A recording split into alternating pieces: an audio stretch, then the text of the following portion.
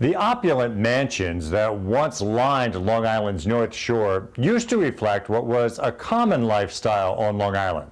Well, now that type of luxurious living is the exception rather than the rule. But as Chris Collora reports, there is still one mansion that offers the opportunity for everyone to experience the luxury of what was once Long Island's Gold Coast. It played a role in one of the most famous films ever, portraying Citizen Kane's mansion Xanadu in aerial shots in the 1941 film classic. Nowadays, Oheka Castle in Huntington survives as one of the grandest of Long Island's Gold Coast mansions and offers Long Islanders a chance to get a taste of what living in one of the classic mansions may have been like back in the heyday of the Gold Coast. Completed in 1919, Oheka Castle was built as the summer home of philanthropist banker Otto Kahn and remains the second largest private residence ever built in the country.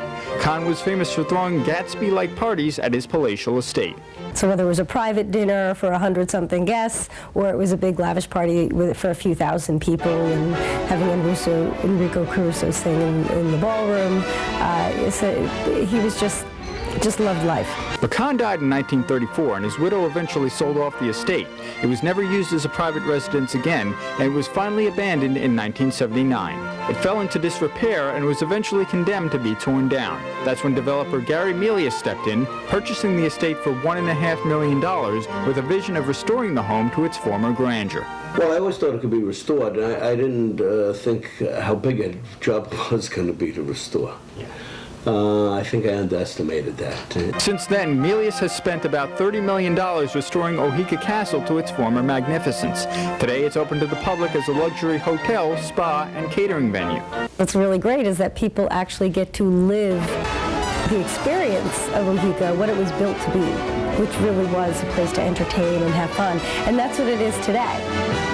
Perhaps one of the most interesting things about Oheka Castle are the structural design details that Otto Kahn wanted for his home. There are some examples here in the library. He developed Oheka in concrete, so it's basically fireproof, with very little wood, but where it's most prominent is in the library, which is, it looks like wood, and it feels just as warm as a room would if it was made in wood paneling, but it's actually painted plaster, which is done in a technique that was created in the 1920s called faux bois.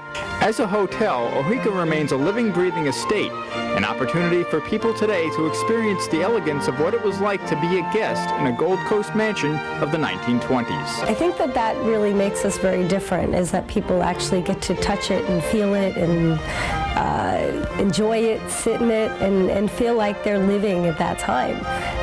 So I think that was what it was meant to be. In Huntington, Chris Collora, LI News Tonight.